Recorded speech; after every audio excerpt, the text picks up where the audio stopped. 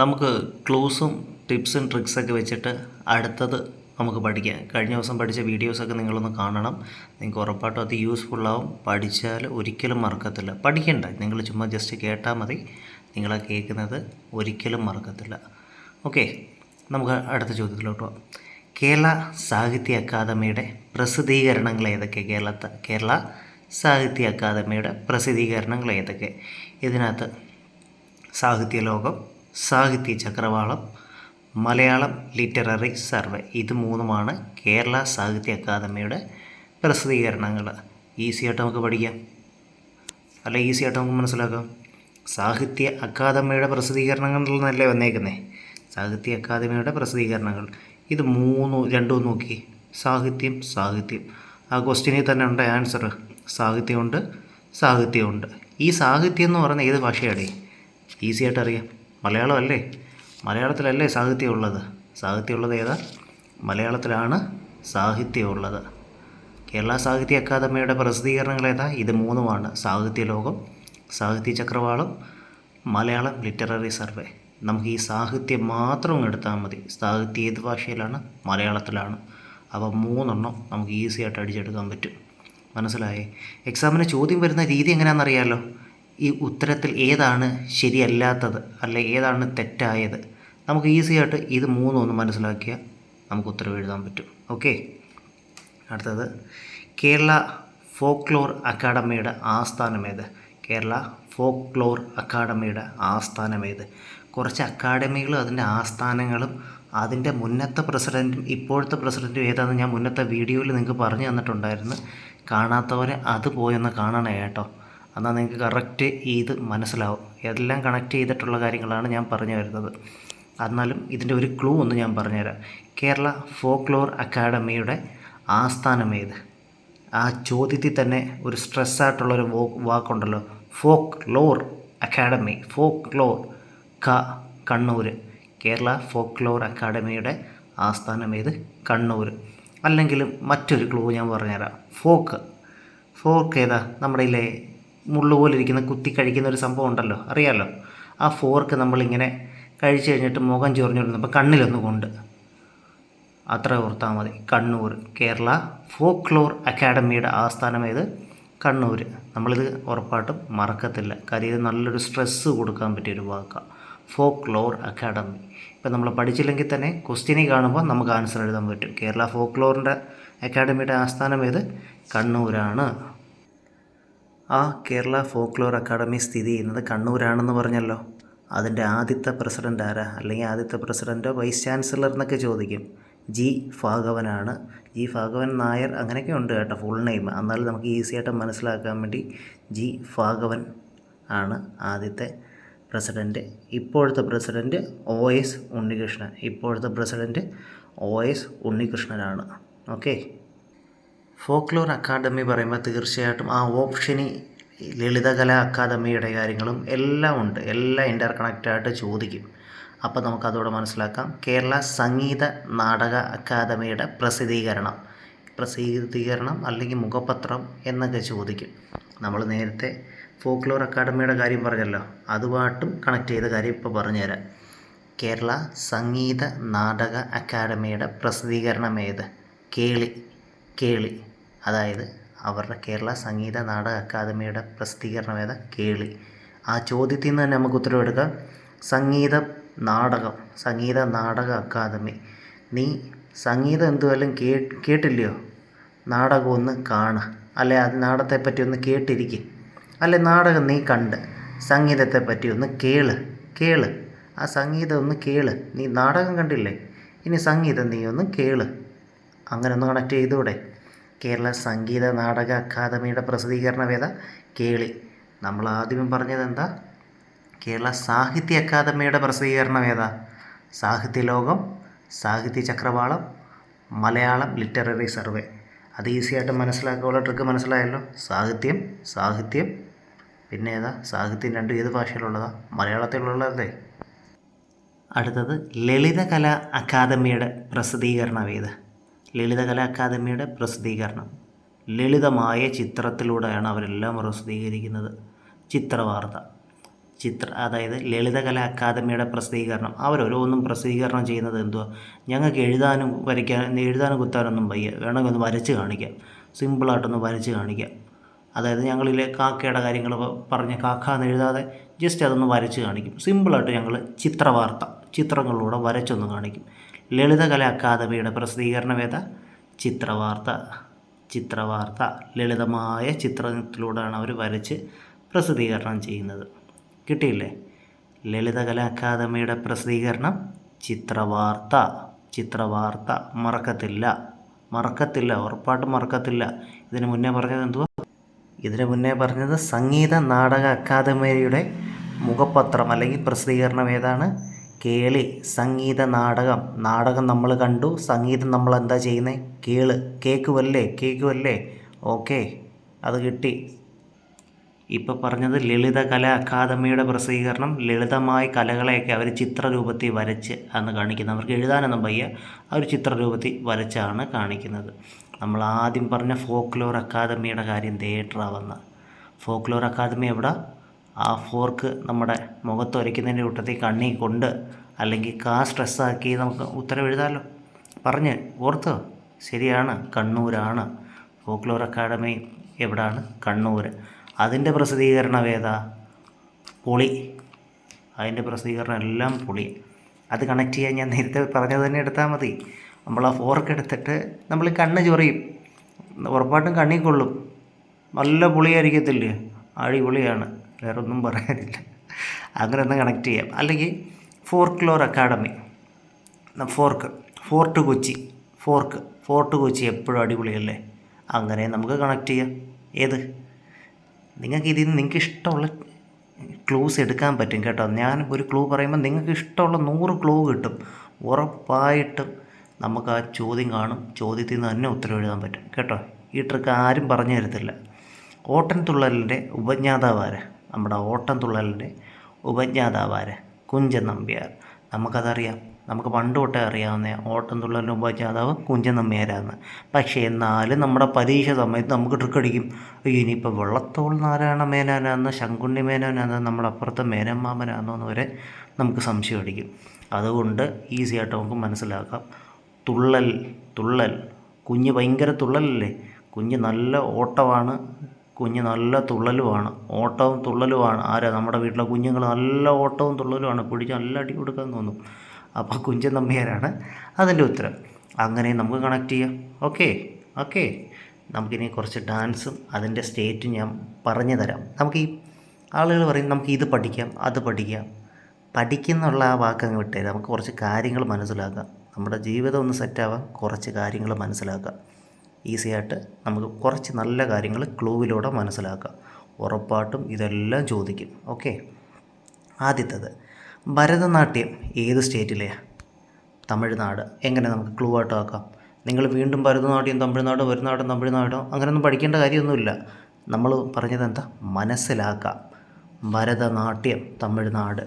നമ്മൾ ചെന്നൈയിലൊക്കെ എന്നാ ഡാൻസ് അപ്പോൾ ഇതൊന്നുമല്ലല്ലോ ചോദിക്കുന്നത്. എന്നാ നാട്യം ഇത്? എന്തോ ഡാൻസാണിത്? എന്നാ നാട്യം? ഭരതനാട്യം. എന്നാ ഡാൻസ് അപ്പോൾ ഇത്? എന്നാ നാട്യം അപ്പോൾ ഇത്?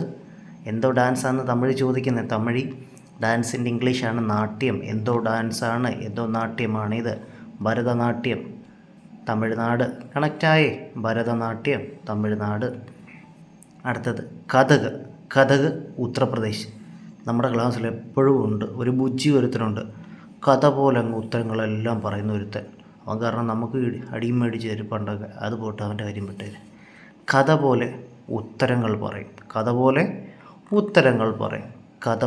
ഉത്തരം പറയും. കഥക് ഉത്തർപ്രദേശ്.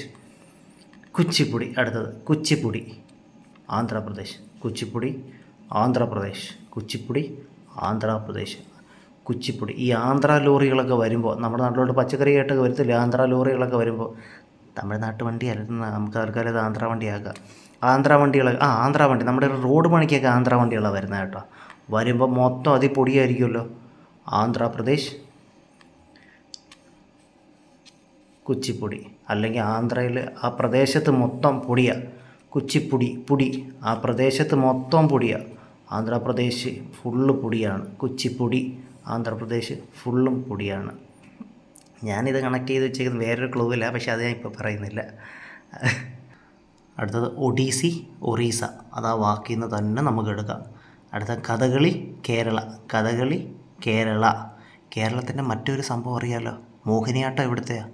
കേരളത്തിലെ തനത് കലാരൂപം അറിയാമല്ലോ, അത് മറക്കല്ലേ. കേരളത്തിൻ്റെ തനത് കലാരൂപം മോഹിനിയാട്ടം. കഥകളിയും കേരളത്തിൻ്റെ തന്നെ. ഇവന്മാർ നമ്മളെ തെറ്റിക്കാൻ അങ്ങനെയുള്ളത് തിരിച്ച് മറിച്ച് എല്ലാം ഓപ്ഷൻ ഇട്ട് നമ്മളെ കുഴപ്പിക്കും. അത് അങ്ങനെ കുഴപ്പിച്ചാലും നമ്മൾ പഠിച്ചാൽ നമുക്ക് എന്നാലും കുഴഞ്ഞു പോകും. ഈ ചോദ്യത്തിൽ നിന്ന് ഉത്തരം പഠിച്ചു കഴിഞ്ഞാൽ നമുക്ക് കുഴയത്തില്ല. ഓക്കെ, കഥകളി കേരള, ഒഡീസി, ഒറീസ എല്ലാം അതിലുണ്ട്. ഈ ഖയാൽ എന്ന് വെച്ചാൽ എന്താ? ഖയാൽ എന്ന് പറഞ്ഞ ഡാൻസ് നമ്മുടെ രാജസ്ഥാനിൽ ഭയങ്കര ചൂടൊക്കെ അല്ലേ. അപ്പോൾ അവിടെ കൃഷിയൊക്കെ ചെയ്യാൻ വേണ്ടി ഒന്നുമില്ലല്ലോ, കൃഷിയൊന്നും എല്ലാം ചെയ്യാൻ ഈ വരണ്ട പ്രദേശത്തില്ലല്ലോ. അതുകൊണ്ട് അവർ കായലിൻ്റെ തീരത്താണ്. ഖയാൽ കുമാർ എന്നുണ്ട് കേട്ടോ, ഞാൻ പക്ഷേ ഖയാലിനെ ഇട്ടിട്ടുള്ളൂ, നിങ്ങൾക്കത് ഈസി ആയിട്ട് കണക്ട് ചെയ്യാൻ വേണ്ടി. ഖയാൽ കുമാർ എന്നാണ്. ഖയാൽ രാജസ്ഥാനിലുള്ളവരൊക്കെ അവിടെ ഭയങ്കര ചൂടായതുകൊണ്ട് കായലിൻ്റെ തീരത്താണ് വീട് വെച്ചേക്കുന്നത്. രാജസ്ഥാൻ മരുഭൂമിയും ചൂടൊക്കെ അല്ലയോടെ, അതുകൊണ്ട് അവർ കായലിൻ്റെ തീരത്താണ് വീട് വെച്ചേക്കുന്നത്. ഇച്ചിരി തണുപ്പൊക്കെ കിട്ടാൻ വേണ്ടി കായലിൻ്റെ തീരത്താണ് വീട് വെച്ചേക്കുന്നത്. അടുത്തത് ഗർബ, ഗുജറാത്ത്, അത് ആ വാക്കിൽ നിന്ന് തന്നെ എടുക്കാം. ഗർബ, ഗുജറാത്ത്. അടുത്തത് ഈ ചൗ വെസ്റ്റ് ബംഗാൾ കേട്ടോ.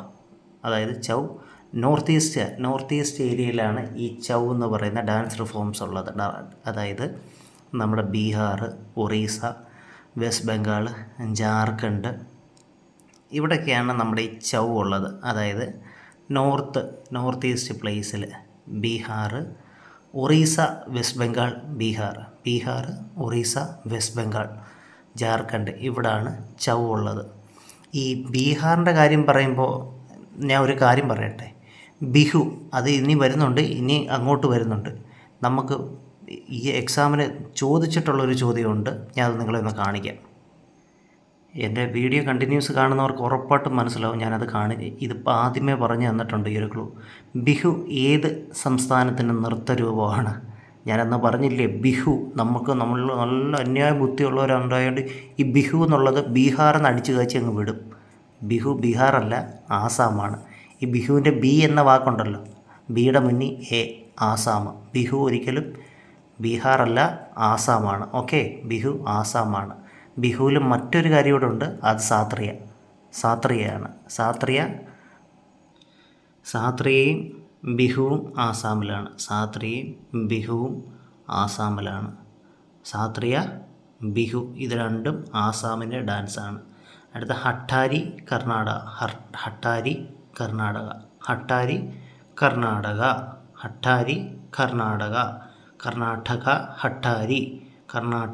ഹട്ടാരി. ആ വാക്കിൻ്റെ സ്ട്രെസ്സിൽ നമുക്ക് എടുക്കാം. ഹട്ടാരി, കർണാടക. ആ വാക്കിൻ്റെ സ്ട്രെസ്സിൽ നിന്ന് നമുക്ക് എടുക്കാം. ഓക്കെ, ഹട്ടാരി. നമുക്ക് മലയാളത്തിലെ ചോദ്യം നോക്കാതെ ഒന്ന് ഇംഗ്ലീഷിലെ ചോദ്യം കൂടെ ഒന്ന് നോക്കണം കേട്ടോ, എന്നാലേ നമുക്ക് കറക്റ്റ് കണക്ട് ചെയ്യാൻ പറ്റത്തുള്ളൂ. ഹട്ടാരി, കർണാടക.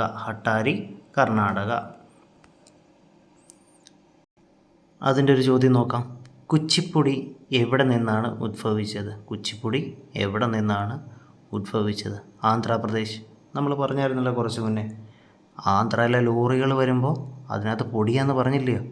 ആന്ധ്രയുടെ ലോറികൾ വരുമ്പോൾ അതിൽ ഫുള്ള് പൊടിയാണ്. നമ്മുടെ റോഡ് പണിക്കൊക്കെ ആന്ധ്രയുടെ ലോറികളല്ലേ വരുന്നത്. മറ്റേ ബെഗാറോ എന്ന് പറഞ്ഞ കമ്പനിയൊക്കെ ആന്ധ്രയല്ലേ? ആന്ധ്ര അല്ലെങ്കിൽ നമ്മളിപ്പോൾ ആന്ധ്രയാക്കി, അത്രേ ഉള്ളൂ. കുച്ചിപ്പുടി ആന്ധ്രയുടെ ലോറികൾ വരുമ്പോൾ പൊടിയല്ലേ? അപ്പോൾ ഏതാ? കുച്ചിപ്പുടി ആന്ധ്രാപ്രദേശ്. അടുത്തത് ഏത് സ്ഥലമാണ് അത്തച്ചമയവുമായി ബന്ധപ്പെട്ടത്? ഈ അത്തച്ചമയം, തത്തമ്മയുടെ തായിങ്ങെടുത്തോ, തൃപ്പൂണിത്തുറ, അത്രേ ഉള്ളൂ. ഏത് സ്ഥലമാണ് അത്തച്ചമയവുമായി ബന്ധപ്പെട്ടത്? തൃപ്പൂണിത്തുറ. ഏത് സ്ഥലമാണ് അത്തച്ചമയവുമായി ബന്ധപ്പെട്ടത്? തൃപ്പൂണിത്തുറ. ഓക്കെ. ആസാമിലെ പരമ്പരാഗത നൃത്ത നാടകത്തിൻ്റെ പേര്. നമ്മൾ നേരത്തെ രണ്ട് കാര്യം പറഞ്ഞായിരുന്നല്ലോ, ആസാമി ഏതൊക്കെയാണ് ഉള്ളത്? ബിഹു ഉണ്ട്, പിന്നെ ഏതാ സാത്രിയ, സാത്രിയ, സത്രിയ, സാത്രിയ അങ്ങനെല്ലാം പറയും. സത്രിയ, സാത്രിയ. പിന്നെ ഞാൻ മറ്റൊരു കാര്യം ഇവിടെ പറയട്ടെ.